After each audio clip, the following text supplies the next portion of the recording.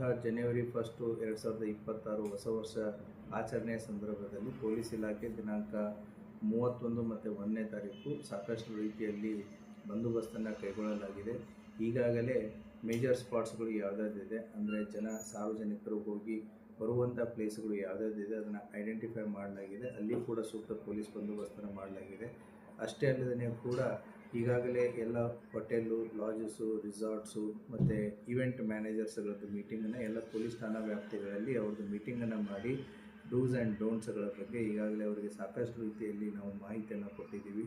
CCTV installation ಆಗಿರ್ಬೋದು, ಮತ್ತು personal securities ಗಾರ್ಡ್ಸ್ಗಳನ್ನ ಕೂಡ ಅವರು ಡಿಪ್ಲಾಯ್ಮೆಂಟ್ ಮಾಡ್ಕೋಬೇಕಾಗುತ್ತೆ. ಮತ್ತು ಯಾವುದೇ ರೀತಿಯಾದಂಥ ಇವೆಂಟನ್ನು ಮಾಡಬೇಕಾದ್ರೆ ಮುನ್ನೆಚ್ಚರಿಕೆಯಾಗಿ ಪೊಲೀಸ್ ಇಲಾಖೆಯ ಪರ್ಮಿಷನ್ನು ಮತ್ತು ಇನ್ನಿತರ ಇಲಾಖೆಗಳ ಪರ್ಮಿಷನ್ನ ಅವರು ಕಂಪಲ್ಸರಿಯಾಗಿ ತೊಗೋಬೇಕಾಗುತ್ತೆ.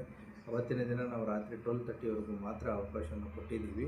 12:30 ಆದಮೇಲೆ ಎಲ್ಲವೂ ಕೂಡ ಕ್ಲೋಸ್ ಆಗಬೇಕು ಅಂತಲೂ ಕೂಡ ಹೇಳಿದ್ದೀವಿ.